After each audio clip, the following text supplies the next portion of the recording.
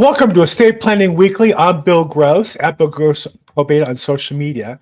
We get together every week to talk about estate planning issues, go a little deeper with vendors, attorneys, to help those of us who are professionals in the business be more effective at serving our customers.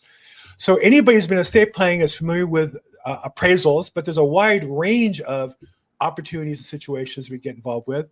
And I'm with today Glen Kangas, who is he's with Pasadena's leading appraisal company, GA Appraisals Inc. in Pasadena. Glen, thanks so much for joining us today. My pleasure. Always happy to talk about appraisals. Well, and, I don't know that it's the kind of the topic that people think about most when they think of social media, but for those in the business, it's certainly an important piece. Talk a little bit about date of death appraisals and where do you come into the picture timeline-wise with an estate? Right. Well, date of death appraisals are actually my favorite appraisals because we're helping people not give money to the government, and I'm a huge fan of that. So the date of death appraisal is to increase the step-up basis and avoid long-term capital gains tax on your real estate. In Southern California in particular, it generally saves people hundreds of thousands of dollars in capital gains taxes because people have owned properties for a long time. So, and we come into the picture once a homeowner or spouse or whoever has passed away. Usually an estate planning attorney or CPA will tell them that they need it for tax purposes. And that's where we come in. I've done it 2 weeks after somebody passed away, and I've done it 30 years after somebody passed away because they forgot to get it when the first spouse passed, and then now that the second one has passed, they realize they didn't have it. So, wow, it's something that's very helpful and very beneficial tax wise. So, now you're not on the probate referee panel, I don't believe. So those are different. Probate referee. Probate referee. The issue there is they have to value everything if it goes to probate. So they're valuing the house, the car, the jewelry, whatever. Stocks and bonds, baseball cards, guns. Everything. So unless they have an appraisal background, they're probably not going to be great on the appraisal, and they don't get to come and measure and look at the inside all the time or anything like that. They sometimes do, but so it tends to be inconsistently accurate. Although I did just have an appraiser friend become a probate referee in San Bernardino County. So I have confidence in her that she'll do a good job on homes anyway. So, well, it seems to me like good business for an appraiser in that it's not nearly as much work as what you do on the residential property. They don't even drive by the property anymore. They used to provide photos. They don't go inside most commonly. But I think the other part is, but like you said, they have a wider requirement for expertise, property. But people get confused sometimes. They think they have a appraisal inventory and appraisal report through probate. They might still want to get a date of death appraisal because they're different, and the difference in the value is going to affect their taxes. Well, and in particular, the date of death appraisal is for the IRS. Right. So it's for tax purposes, and the IRS actually has requirements that it needs to be a certified appraisal by a certified appraiser. They define a certified appraiser as someone who's a full-time appraiser who gets paid for that on a regular basis. So the IRS does not accept CMAs or BPOs, but people get those and use them because if they're not audited, they never find out. So, but if they were to audit the file, their requirement is an actual appraisal done by someone who just, does that on a regular basis. So that's where you run into that. You can't use your probate referee value for your home for the step-up basis. It's just not one of the criteria they allow. So most people don't know that or even understand. I have even many that refer to me. I have to educate the consumer, the spouse, the child, the uncle, the sister, whatever, why we're doing it, the purpose of it. We do it as of the date of passing, and it's for tax purposes. So there's a specific criteria that we use and a process that we are required to go through by the IRS, and not everybody's aware of that. So now, everybody's happy with the appraiser until the number comes in and it's not what they were hoping for. In your case, if the number's too low, they're facing some tax liability. There was a time where day of death appraisals that might be 6 months old, during COVID period, you might have missed the current market value by 10, 20% because prices were moving that quickly. I don't think that's quite the case today. So Right. it seems to me typically by the time you get involved, the price is about the same as the current market price. Is that what you're experiencing generally today? Yeah, it depends. There is an option, and I'm an appraiser. I'm not an attorney or a CPA. You do have the option, or had the option at some point, of doing an alternative valuation date. So during COVID, when the prices are going up, you could actually, if your CPA said the situation is right, you could do later than the date of death and make use of that alternative valuation date. But it also depends on lots of other factors. It's not just your home; it's your entire estate. So, but yeah, you'd have it. The main thing is it's as of the date of death, and if the market changes after that, higher or lower, it's not. It's only reflective of the date of death in the valuation. For estate planning purposes, generally the higher the valuation, the better, because that means more property that's avoiding taxes. Correct.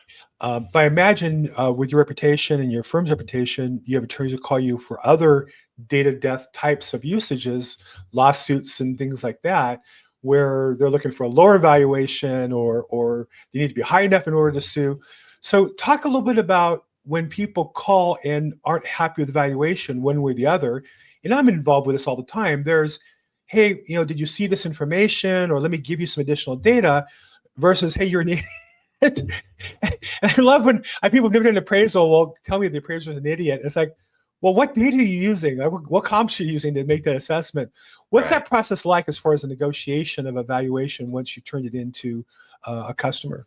Yeah. Well, one of the things just in general as an appraiser is the client expectations can cause a problem. I mean, our job is to be the referee, the independent, unbiased person who's not affected by that.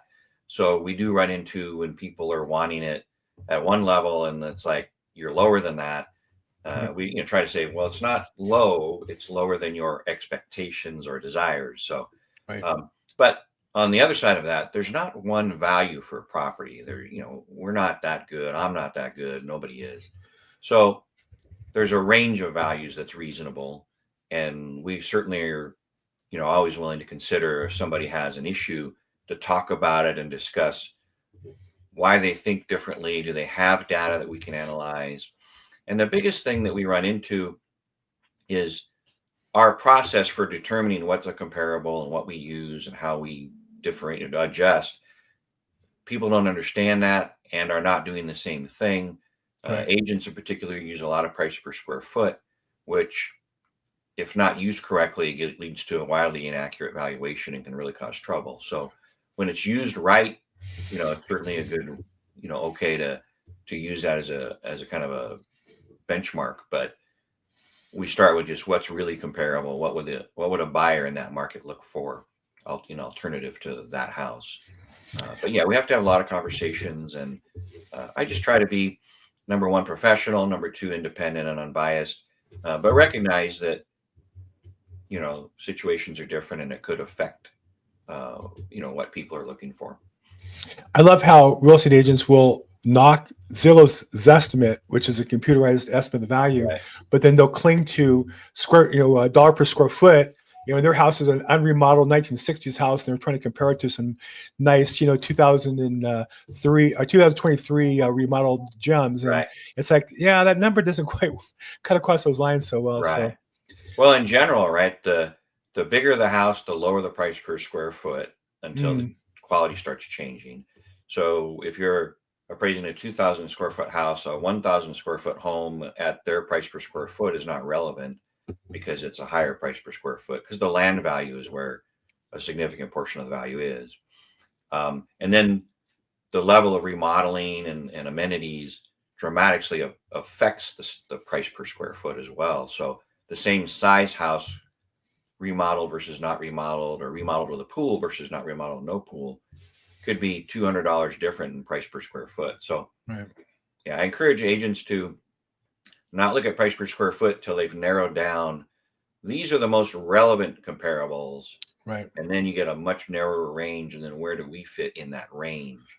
at least that would put them close to the You know, value. we do have some good tools. I'm in the ML. I belong to the combined LA West Side Okay. MLS, and our MLS has a nice cloud CMA tool that by default kind of brackets the bedrooms around the subject and brackets square footage to some degree, Right. and at least starts the process with some comps, as opposed to just in the old days we'd search everything in the geography and Right. have to narrow it down. So there are some ways to get there. What percentage of your business is residential versus non-residential, commercial, and all the other types? I'm a residential appraiser. My license is certified residential. I've actually just started doing some apartment buildings under the supervision of a commercial appraiser. Because in the estate world, there's a lot of people own both a house and an apartment or something like that. But I'm primarily residential, up to 4 units. Do vacant land, stuff like that as well. I'm also tenant in common appraiser. I appraise tenant in common properties for buyers and for the banks that loan on them. And that's a fairly new thing in Southern California. Well, actually, it's not so new. It's growing enough to where I think it's becoming a new thing for certain vendors and banks. But having worked in probate, there's always been a case where, 2 parties owned a property and one died, and the probate, they couldn't agree on it. And so now you're selling this piece of property, which is a tenant in common, that you don't have an agreement to sell. It's interesting you say that, to bring it up, because I deal with these pretty more than most people do. In general, I find that whatever the fair market of that share would be, if you have 2 parties, let's say you have a house that's worth $1 million. So theoretically, 50% of each is $500,000. That the tenant common piece, if you don't have an agreement and you're not the same party, that you're going to be buying it for about 70 cents of the dollar of the fair market price. Is there a rule of thumb, or is that a number that sounds reasonable to you, or am I? Yeah, there isn't a rule of thumb, and there's not a ton of data on like single family homes. There is not. When I've done some fractional interest analysis or partial interest marketability discounts for tax purposes, we've seen anywhere from like 15% up to 30%. I did find a sale of a duplex. So duplex is way better than a single family partial interest that sold at a 20% discount. So it was 2.5 and somebody paid $1 million for 50%. It ended up being, 20% discount. Got it. Interesting. I have to keep that in mind for you next time I get one of those to circle back. Yeah, but it depends on the situation too. And if you don't have a tenant in common agreement, the tenant in commons that I do are actually, they're fractional interest tenant in common, where they take a 4-unit building, do a tenant in common agreement, and they sell each individual unit. And there's a lender. You can have a loan on each unit, not just on the whole property, even though the parcel number is still the same. So okay, I'm talking. Yeah, that's a different world. That's why you're seeing that as being new. What was not new is people not planning and dying, and then they leave somebody that 2 siblings, let's say, own a property, they don't talk to each other, and what's that other piece worth? That's a different thing than you're talking about. And you're right. There's a significant discount for that. Yeah, especially without a tenant in common agreement. One of the things we haven't talked about is this is probably the longest conversation I've had that didn't talk about it, were the recent fires in Los Angeles, in Southern California, both in the West LA area where I'm at more, and then Altadena and such, more around Pasadena. So, I actually did a video on the subject, and my predictions are that this is something that's going to live with us for 5-10 years and longer. Maybe not so much in smaller neighborhoods that burn, but certainly the Palisades. I just think that's going to be a long-term transition in so many different situations and scenarios. And so have you started getting phone calls yet for appraisals for that? I think it's inevitable. Yeah, I've already received phone calls. I've actually got my first engagement to do an appraisal of the value prior to the fire. So the process in that, it depends on what the appraisal will be used for. The process is, what was it worth the day before the fire? And then what's it worth at some point after the fire? Right. I've talked to appraisers up in Northern California. I've talked to appraisers who've dealt with the Woolsey and Thomas fires, who've been involved in litigation, just to find out, what are the issues that they run into, whether it's litigation, insurance, whatever. One of the things is that the date after the fire, number one, can't really be any time before the 100% containment date. So that would be the first date you would list as an after date value. So I don't know on the Eaton Canyon fire, which I'm more focused on as an appraiser because I live closer to that. I don't even think it's 100% contained yet. I think it's 95%, unless that's you're right. changed last day or so. I think you're right. And then the other thing too is the appraisers I've spoken to in like Santa Rosa, it was 2 to 3 months before you started having land data to say what the land was worth for the homes that burned down. So we're going to have to wait for land value, land sales to start occurring to get a new benchmark, which might be the same, it might be lower, it might be higher. We don't know. So historically, every single fire in California in the last 30 years has seen a dip in value immediately after the fire when the sales started. And within 18 to 24 months, it's back up to the, whatever the value was prior to the fire. And then after that, the overall market takes over if you had an increase. The areas that had 2017, 2018 fires, they kind of, went back to their values, and then obviously COVID took over, and values went up dramatically because of COVID, not related to the fire. So our area is going to be interesting because I've already talked to people, agents who have listings, pendings, situations, and if it's in the fire zone in a neighborhood that had a lot of damage, but theirs wasn't, there's a huge resistance to that by buyers. But if it's outside the immediate area, the immediate fire thing, but still close to it, there's already been sales that have closed escrow that were in escrow before. There's already in Altadena three sales that went into escrow in the last week that were not inside the fire area, but kind of adjacent or just outside. So I think, and we're going to have a huge demand for housing, both rental and purchase, because we've just lost 6,000 units of single family home in Altadena. And I think similar numbers in Palisades. So there's a lot of things that are going to contribute to what happens to the market. You've got things that would make it go down and things that would make it go up. So it'll be really fascinating to track. It is going to be fascinating. I think the Palisades is a bit unique in the way that the valuation was and the way they burned down, meaning you have entire blocks where before the fire, there were houses mixed between $2 million and $10 million. I had a listing that I was getting ready to take for a lot that standard 6,000 square foot lot, standard 1960s built 2,000 square foot house that would be a teardown.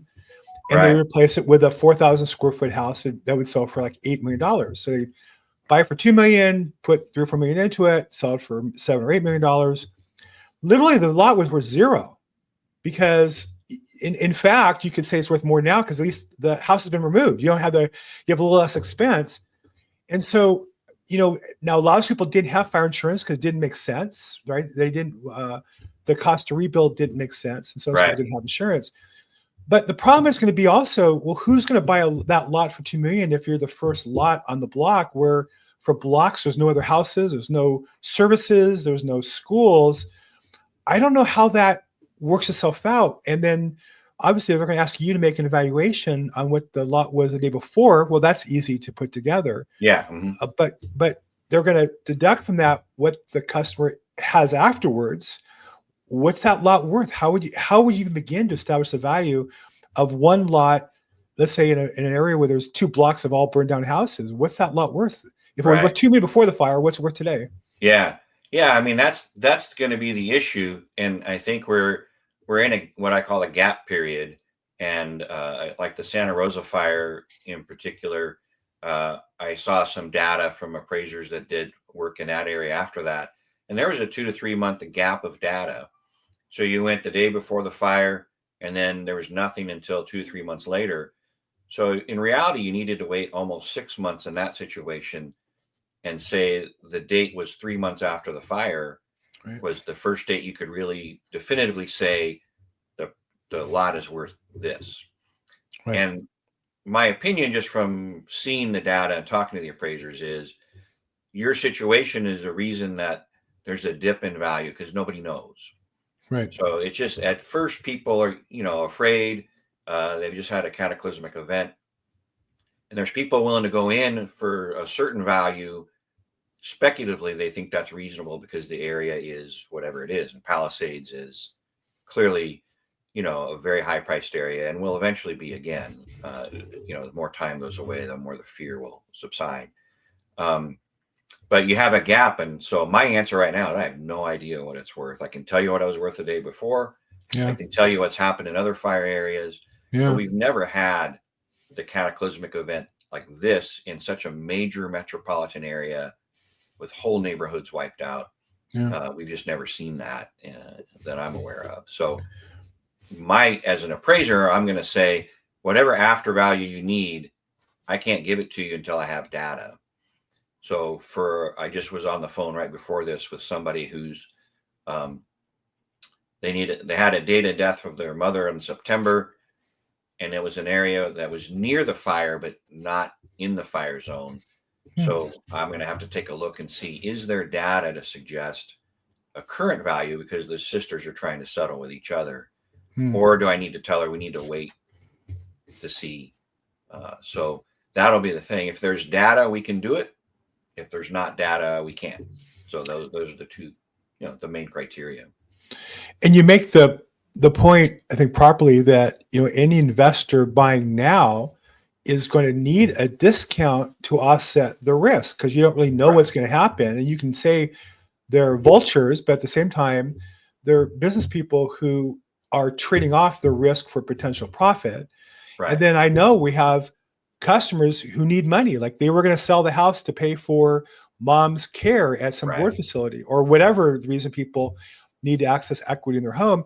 And they're going to be desperate. There'll be people who will be, and you can't go get a loan on the house that's burned down or the lot. No. So, you could say these people are vultures. On the other hand, there's going to be some sad cases where people need money and are going to have to take a loss. And I think I saw the governor restricts unsolicited offers, which I think is, I don't know, I like the government making that rule, but I do think it's a good general rule is you should market your property rather than get an unsolicited offer. I think you always get better results that way. But I can imagine why people might not, because, who knows what these things are worth. Right. And without an unsolicited offer, you may have a place to start. I've always said, it's great you have that offer. Now you have a benchmark. Why don't we put it in the market and see what we get and see if we can get more? So these are challenging times. I guess this is why you're an appraiser. We turn to you for some expertise and some valuation. Well, I mean, for me, this is something that is going to be, I think, even longer than 5 years or 10 years. I think it's going to be 15 to 20 years, just given the amount of devastation. But it's going to be, as an appraiser, just fascinating to analyze the market, the changes in the market, the reaction in the market. And we have many things to watch, and probably many things I haven't even thought of yet. But one of the things, again, for the people who are desperate and who are looking to sell it quickly, the important thing to know is when I went through the last 4 months of sales in Altadena and just did kind of a quick analysis of each sale, and we figured out, and this is consistent with our prior data and doing work, the land value in Altadena is in general about 60 to 70% of the value of the entire home, the home and the land together. So $1.5 million home is worth, the dirt's probably worth $1 million-ish, right? So then if someone's desperate, right, and we know that it was worth $1 million or so before the fire, and somebody comes in and says, I'll pay you $400,000, at least they know, well, before it was $1 million, somebody's offering me $400,000. Now they've got two numbers, a prior fire number and an offer. At least you've got multiple pieces of data then say, okay, how much of a discount am I willing to give up? Because I need the money now. So you might try to get those people to offer you more than 400 because that's, I think way too low in that situation. But I think there will be $1 million lot is going to be worth less, most likely, in the short term because of the unknown and the risk. So you got that situation. We also have SB9, laying over.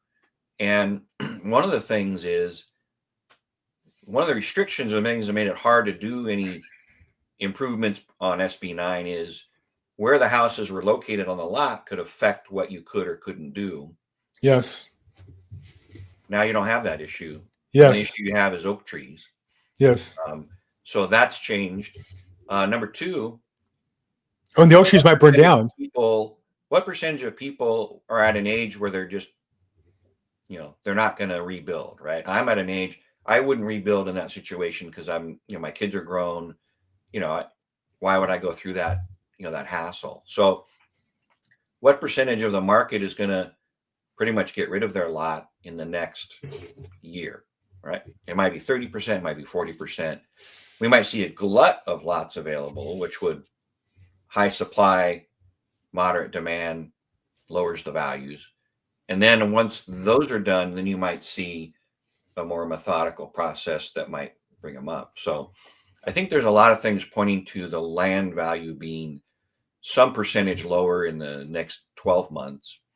And then after that, then we'll get back to something not normal, but certainly more normal than that first, 12-month period or 6 months, whatever that is. So I think that'll be interesting. And then is the government going to come in and additionally change any zoning because they want more, higher housing density? Right. And Palisades is an area I know they're licking their chops to do that. Yes. But yes, do the people in the Palisades who have more resources, are they willing to say, no, thank you, we want it to be the way it was? So I think both areas are going to change dramatically, and that'll be another thing to track is what happens there. And with SB9 or higher density, that's actually something that makes the land worth more. Could be.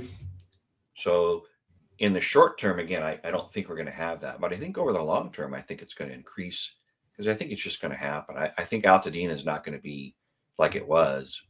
I don't think there's enough resources to fight just the inevitable in that area. And Palisades might be the same, but I think it'll be different because there's resources.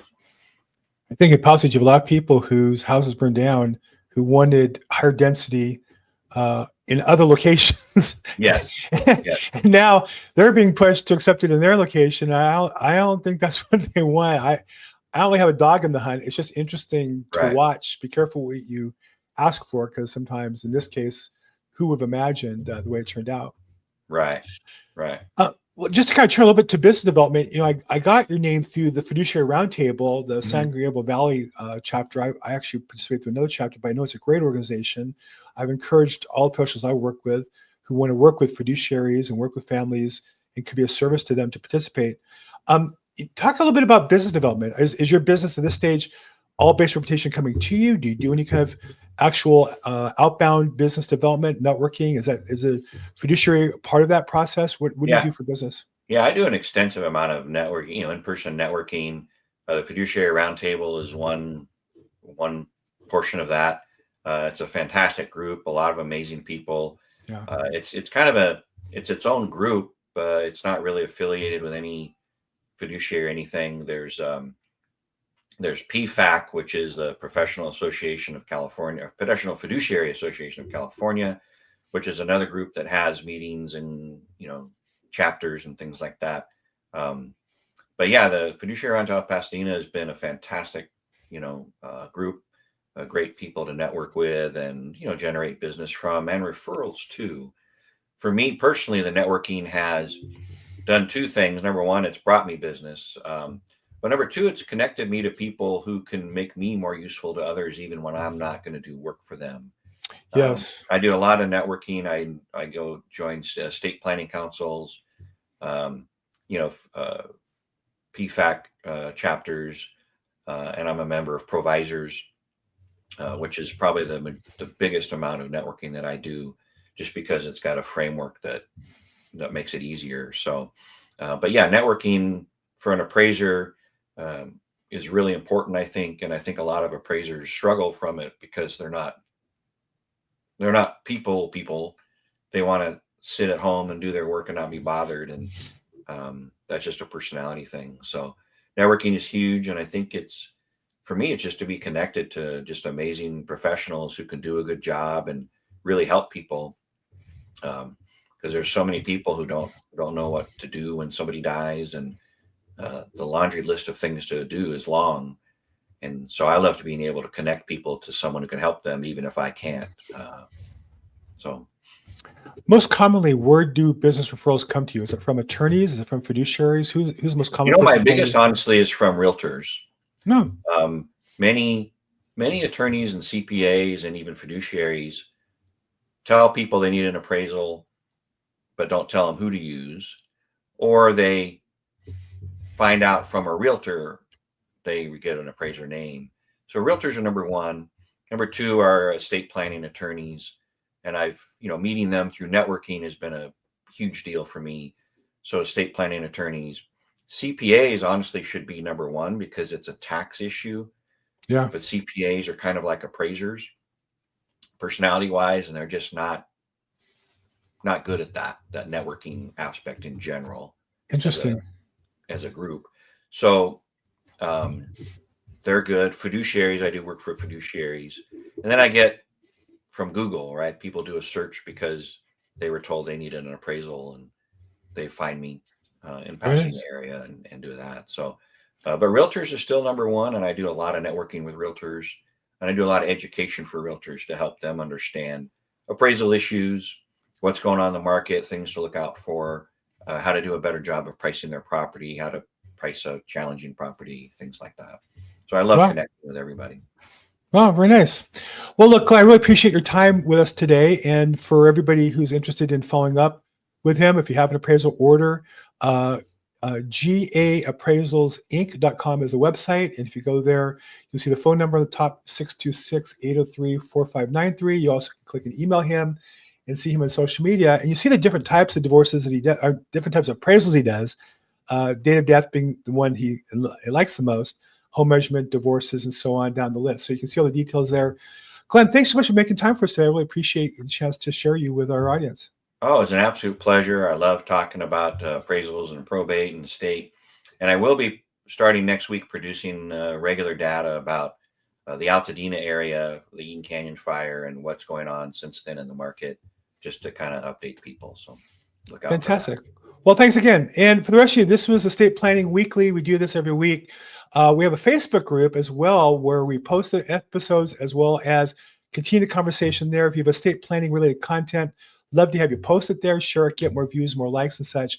I'm Bill Gross at Bill Gross Probate on social media. My phone number is down below and email as well.